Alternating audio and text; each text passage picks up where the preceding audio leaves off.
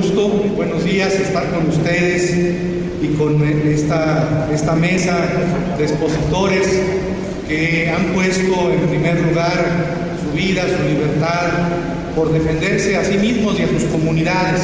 Es un orgullo estar con ustedes. También quiero hacer una reflexión. Desde luego me invitaron en mi calidad de académico y de abogado, y quiero comenzar con una hipótesis, con una tesis.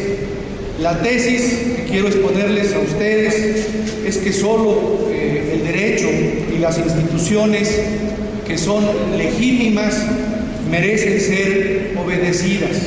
Esto suena muy simple, parece muy simple. Desde luego no es nada original, tiene de explicarse teóricamente más de 600 o 700 años. Está en el pensamiento filosófico de la Edad Media, está en el pensamiento filosófico de autores como Francisco de Vitoria, Francisco Suárez. Desde luego está entre los autores llamados contractualistas, como Hobbes, como Locke, como Rousseau, como Kant, como Spinoza, que decían, entre otras cosas, que la primera obligación del Estado y del orden jurídico es la protección de la vida, de la libertad, de la propiedad. Si un Estado no puede garantizar la vida de una persona, si un Estado y un orden jurídico no pueden garantizar la libertad, agregaría yo, la igualdad de las personas, ese Estado y ese orden jurídico no son legítimos y no merecen ser obedecidos. Y eso es lo que está ocurriendo en nuestro país, que no tenemos instituciones legítimas, que no tenemos un sistema jurídico legítimo. ¿Cuándo tenemos, cuándo hay un sistema jurídico legítimo e instituciones legítimas? Cuando esas instituciones tienen un origen democrático. Yo me pregunto, y les pregunto, si las instituciones en México tienen un origen democrático. Todos conocemos la historia reciente de los fraudes electorales en México. Todos sabemos cómo se compran los votos. Todos sabemos que no existe equidad en las contiendas electorales, porque hay un duopolio televisivo que concentra la información y que expone ante los televidentes solamente aquello que les interesa. En esas condiciones, en donde el sistema electoral es puramente formal, donde no hay condiciones equitativas en las contiendas electorales y no se respeta la libertad del voto, porque este es comprado y coaccionado, no puede hablarse de instituciones con origen democrático. Y veamos el orden jurídico. El orden jurídico de nuestro país garantiza los derechos humanos, es decir, por ejemplo, el derecho al empleo está garantizado en México. Todos ustedes y sus familiares tienen trabajo. El derecho a la educación en México está garantizado. ¿Cuántos millones de jóvenes no tienen acceso a la universidad pública? El derecho a la salud está garantizado. El derecho a la alimentación, el derecho a la vivienda. ¿Cuántos derechos económicos, sociales y culturales no están garantizados? Pero no solamente esos derechos, aún derechos más básicos. El derecho a la vida. Uno corre riesgo al salir a la calle de ser secuestrado. Uno corre el riesgo de encontrarse con una balacera a mitad de la calle y perder la vida. El derecho a la libertad. Todos podemos exponer nuestros puntos de vista en las sedes en donde se toman las decisiones de nuestro país. El Congreso de la Unión abre espacios de comunicación con la sociedad para, antes de aprobar las reformas que aprueban, como la energética o la reforma en telecomunicaciones o la reforma electoral, todos los puntos de vista relevantes estén presentes en esas instituciones? Desde luego que no. En los propios órganos electorales, ustedes conocen un consejero electoral o consejera electoral de origen indígena, un ministro de la Suprema Corte zapatista, un ministro de la Suprema Corte que provenga de la coordinadora del sindicato, de la coordinadora de maestros. Desde luego que no. No hay una representación adecuada en las instituciones de nuestro país. Y las instituciones, como decía Javier Solórzano, venimos a hablar aquí de seguridad, de procuración de justicia, de administración de justicia. Revisemos las instituciones de seguridad pública. Las policías municipales en México existen y funcionan. ¿Cuántos municipios del país no cuentan con policía municipal? No tienen policía municipal. Y ahí donde existe la policía municipal, ¿cuántas de esas policías son profesionales? ¿Cuántas de esas policías están bien pagadas? ¿Cuántas de esas policías no son cooptadas por el crimen organizado o por la delincuencia común?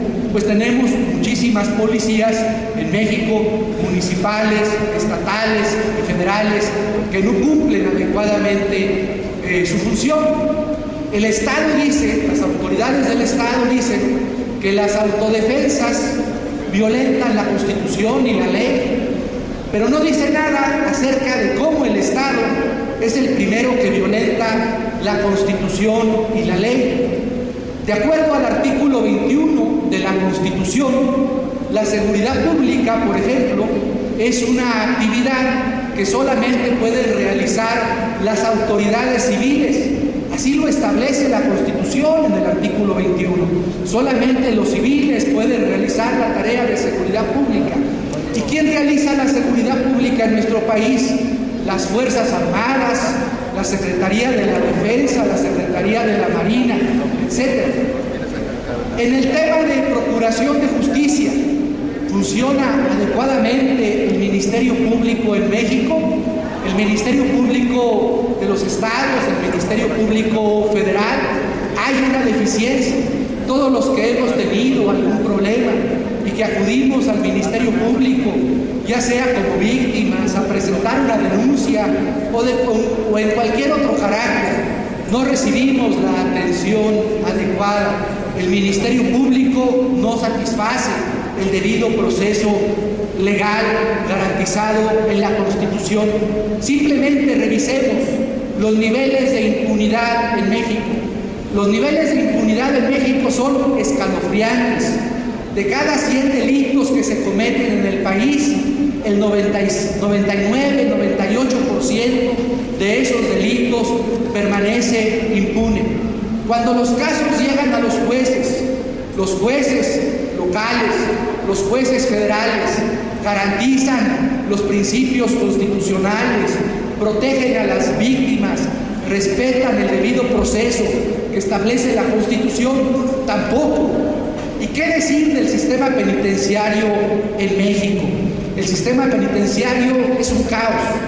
En las cárceles se venden drogas, se cometen delitos, no se respetan los derechos humanos de los reos ni de los procesados. Entonces, este estado caótico, como le llaman los teóricos norteamericanos, este estado fallido, ¿qué respuesta merece de parte de la sociedad? Y hay varias respuestas. Hay la respuesta institucional de nosotros los abogados. Nosotros los abogados decimos, hagamos reformas para que funcione bien la policía, el Ministerio Público, los jueces, el sistema penitenciario, para que se garanticen los derechos humanos.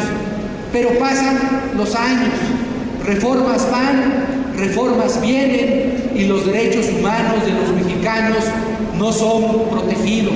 Quiere decir que algo muy grave está pasando con la vía institucional y con la clase política de este país.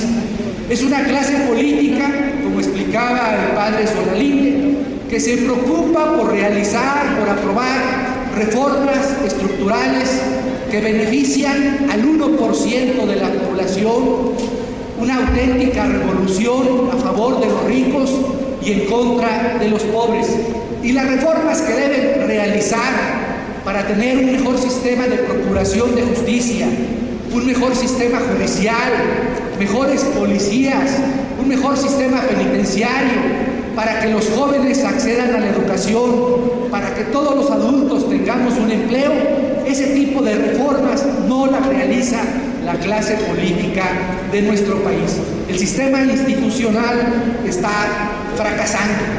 Luego entonces tenemos otras vías de lucha.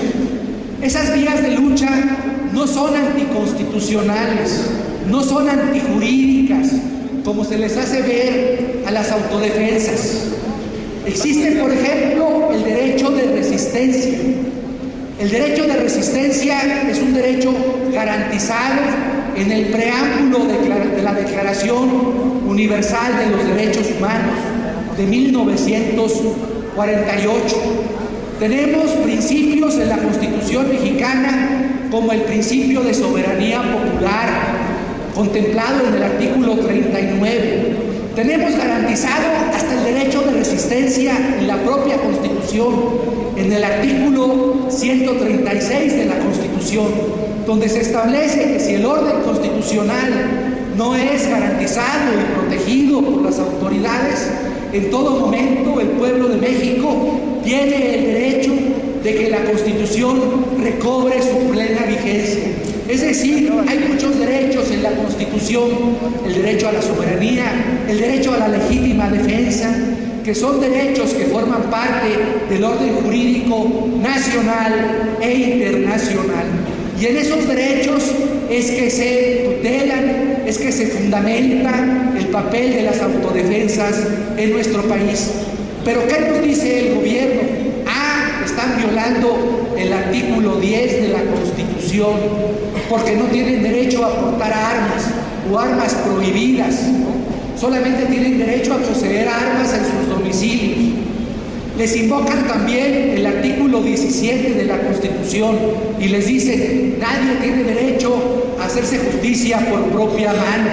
Pero se les olvida mencionar los otros derechos previstos en la Constitución, como el derecho a la soberanía, como el derecho a la resistencia, como el derecho a la legítima defensa. Y les quiero decir que esos derechos deben interpretarse tomando a la Constitución y a los tratados internacionales como un todo. No podemos hacer una interpretación constitucional de manera parcial. La reforma reciente en materia de derechos humanos, al artículo 1 de la Constitución, establece que toda interpretación y toda garantía a los derechos humanos debe realizarse tomando en cuenta el principio pro homine, es decir, el principio en donde se interpreten los derechos humanos a favor de las personas.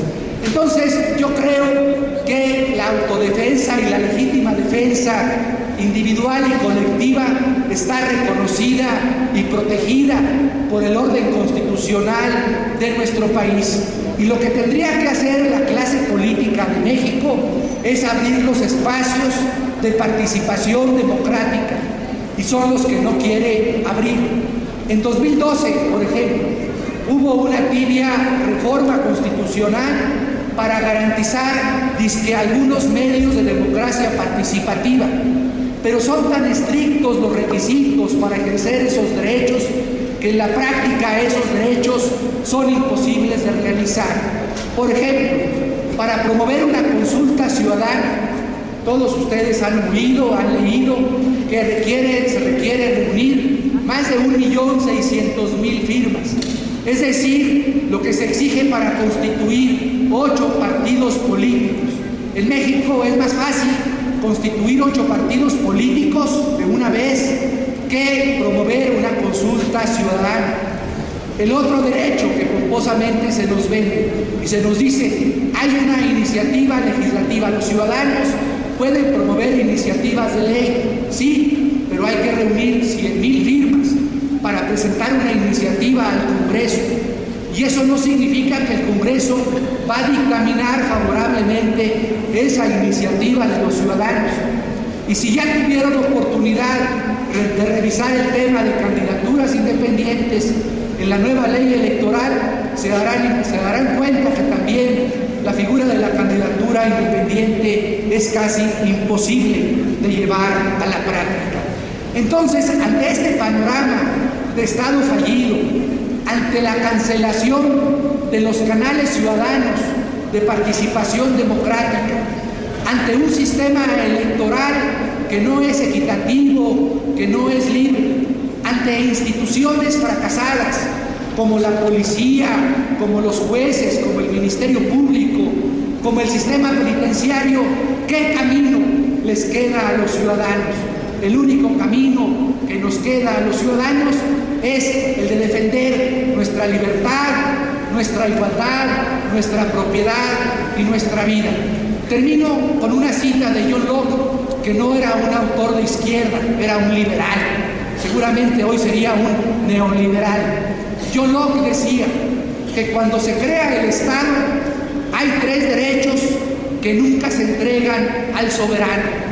Son 3 derechos fundamentales que permanecen en cada individuo, que no cede al Estado ni al orden jurídico. Esos 3 derechos son la libertad, la vida y la propiedad. Esos derechos, al menos esos 3 derechos, yo agregaría la igualdad, esos 4 derechos debieran ser parte de la principal preocupación de las autoridades de este país y no lo son. Mientras tanto, mientras las autoridades gobiernan para los Estados Unidos y para los centros financieros internacionales y para los ricos de México y del mundo entero, nosotros reclamamos el derecho a la legítima defensa, el derecho a la autodefensa. Ese es